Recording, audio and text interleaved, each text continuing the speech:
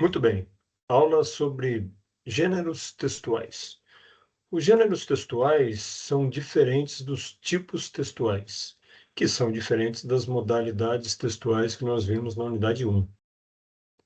Enquanto há basicamente 4 tipos textuais apenas, ou 5 ou 6, que são narrativo, descritivo, injuntivo e dissertativo, há mais de 600 gêneros textuais identificáveis em nossa cultura. Em português do Brasil, provavelmente 660 a 670 gêneros, quase 700, né? O gênero se caracteriza por exercer uma função sociocomunicativa específica, ou seja, ele só funciona em sociedade e nas condições de comunicação humana, né? Aqui nós temos uma lista bem pequena proposta pelo Travalha de gêneros textuais. Não vou ler todas, mas vamos falar sobre as situações sociais em que eles ocorrem, as mídias comuns e os padrões estruturais. Então vejam, por exemplo, certidão, atestado, mandado, procuração, artigo, tese, dissertação, edital, boletim de ocorrência, que estão grifados aí em azul, normalmente se manifestam na forma escrita. Você não vai encontrar uma certidão de casamento ou de nascimento na modalidade oral ou televisiva ou cinematográfica, né? Então, e a situação social em que ele se manifesta, normalmente é uma condição formal em que você precisa validar determinado tipo de número, valor ou identidade social, né? Os padrões estruturais de uma certidão são sempre os mesmos, então isso você vai encontrar em todos esses gêneros aí. Bom, agora, grifado em azul, nós temos outros gêneros que normalmente são preferíveis, de fato, eles ocorrem na sociedade na modalidade oral, que são a piada, a prece, um oratório, um sermão, um discurso, e mesmo uma palestra que foi discutido lá na unidade 1, né? Esses aí têm umas mídias comuns também, né? Tem as situações sociais em que ocorrem, e os padrões estruturais são sempre muito similares. Temos também romance, novela, biografia, notícia, as categorias de teatro, que são a tragédia, comédia, drama, farsa, alto, né? Todos esses podem se manifestar na modalidade oral, né? Ou seja, numa apresentação em um teatro. Uma notícia que não seja televisiva ou de jornal, normalmente é transmitida aos colegas, amigos ou familiares de modo oral também, né? Todos esses aí também são passíveis de serem produzidos no formato de vídeo. Normalmente, eles têm as suas manifestações sociais sempre nas mesmas condições. Bom, temos também, agora grifado em azul, alguns que nós usamos bastante na faculdade, que são a notícia, o artigo, a tese, dissertação, resenha, edital, convite, o gênero didático, a correspondência. Todos esses nós usamos bastante nas faculdades. Especificamente a correspondência, vejam, nós temos espécies do gênero correspondência. Temos a carta, o telegrama, o ofício, o memorando, bilhete, e-mail, são todos correspondências. Os graus de formalidade agora são diferentes. Uma carta a um amigo, um familiar, tem um grau de formalidade médio, telegrama também. Um ofício e um memorando já tem um grau de formalidade ligeiramente maior, né? Ou talvez bem acentuado, né? Então, é bem diferente da condição de um bilhete ou de um e-mail, né? Dependendo da condição. Então, grau de formalidades diferentes. Outro tipo de texto que a gente usa bastante na faculdade é o artigo. Também tem espécies de gênero, né? O artigo de revista geral, de assuntos gerais, né? O artigo de jornal, aquele que você conhece, o artigo de revista científica, que muita pouca gente consulta, o artigo de jornal científico. Notem que os graus de formalidade são diferentes. Um artigo de revista, de assunto geral, tem um grau de formalidade ligeiramente abaixo, né? Inferior ao grau de formalidade de um artigo de revista científica. Ambos são revistas, mas são condições diferentes. E esses todos nós usamos na faculdade. Um outro que a gente usa bastante na faculdade, provavelmente são as teses, as dissertações, né? Que aí estão. Bom, todos esses aqui que nós usamos na faculdade, a notícia, didático, convite e tal, mais o resumo, mais a monografia, mais o ensaio, né? É, datasheet, paper, tanto o full paper quanto o short paper, são todos textos que podem compor o que a gente poderia chamar de gênero acadêmico. Então, são todos gêneros textuais acadêmicos. Notem que há gêneros que estão incluídos em outros tipos de gêneros e ainda há espécies dentro daqueles, né?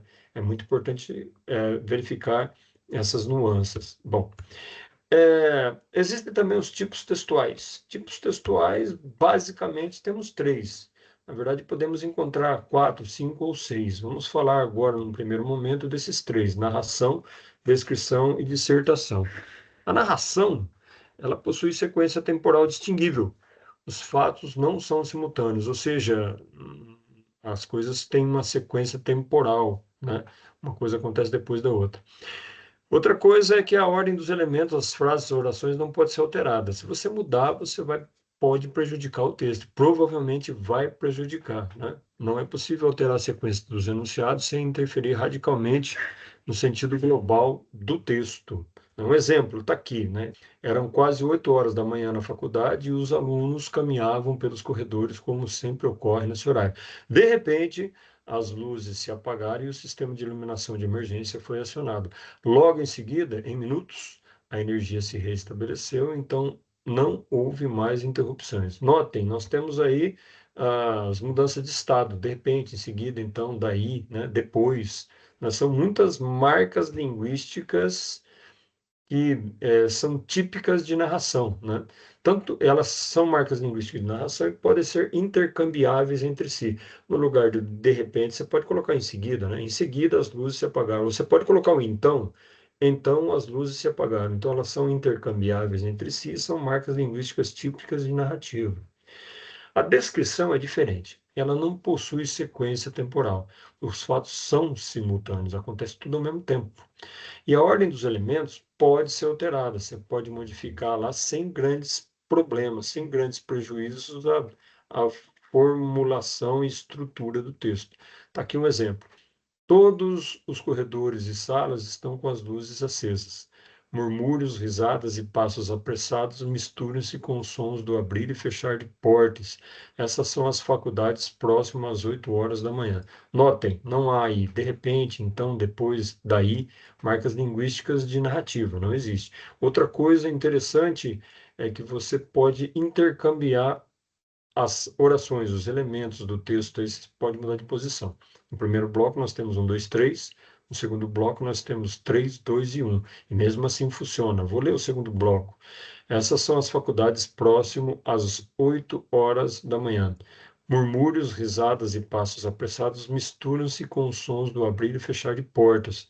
Todos os corredores e salas estão com as luzes acesas. Vejam, tudo acontece ao mesmo tempo, né? Essa é a característica da descrição. A dissertação é diferente. Ao contrário da narração e da descrição, relata aspectos abstratos.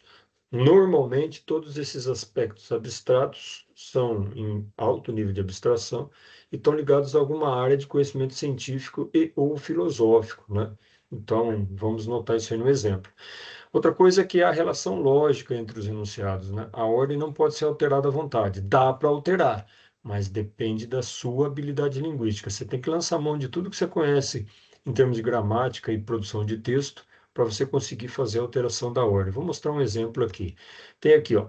Os sistemas de iluminação nas faculdades são bem estruturados, sobretudo por conta dos padrões de segurança obrigatórios. Para tanto, é necessária uma estrutura elétrica adequada, ambientes com luminárias bem distribuídas em corredores e salas, interruptores separados e um circuito para iluminação de emergência. Então tá aí a relação entre as premissas, uma coisa depende da outra, uma coisa está ligada à outra. Isso aí tudo está ligado a áreas de conhecimento específicas, como eletroeletricidade, iluminação predial, segurança no trabalho, arquitetura e urbanismo, entre outros, né? Então tá aí, um exemplo com um texto dissertativo. Você sempre encontra uma área de conhecimento fortemente ligada a ele. Bom, aqui nós temos a alteração da ordem. Vocês vão notar ali no segundo bloco que as premissas verde e azul estão agora conectadas com outros tipos de conectores. Que tipo de conectores? Advérbios, preposições, locuções verbais, entre outros. Então, as premissas são as mesmas, as proposições são as mesmas, mas a relação delas está ligada com outros conectivos e, e nós temos a ordem alterada. Vou ler para vocês o segundo bloco. Ambientes com luminárias bem distribuídas em corredores e salas, interruptores separados e um circuito para a iluminação de emergência constituem a estrutura elétrica adequada e necessária para que os sistemas de iluminação nas faculdades sejam bem estruturados, sobretudo por conta dos padrões de segurança obrigatórios. Notem que nós preservamos a relação lógica entre as proposições, né, e premissas, mas agora ele está com uma ordem diferente. Se você tem a habilidade linguística suficiente para fazer isso em textos dissertativos, né, com certeza você estará lançando mão de muitos recursos que você aprendeu em toda a sua vida escolar, né, e conhecimento empírico também. Bom, aqui nesse quadro nós temos marcado em X as características principais de cada um dos três, e em exclamação e interrogação aquilo que talvez possa ser feito, dependendo de, tal como nós vimos agora há pouco. Temos também o texto injuntivo, né? O injuntivo ele é diferente do narrativo só em alguns detalhes. Ele se parece muito com o narrativo, mas vejamos, como o narrativo possui sequência temporal distinguível. Está lá, né? Primeiro isso, depois aquilo, depois o outro.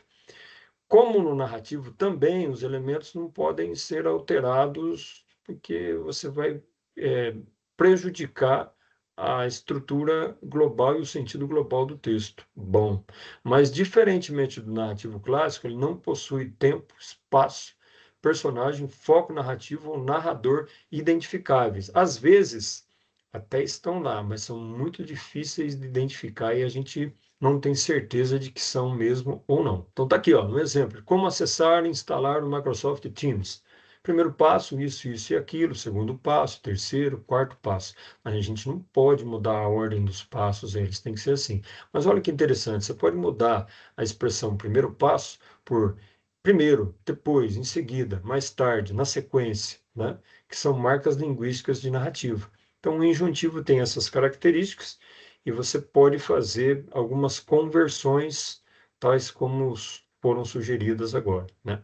Nesse quadro, nós vemos novamente marcado em X, né, as características principais dos tipos textuais aí envolvidos, e em exclamação e interrogação, quando nós temos possibilidades extras, né, como nós discutimos até então.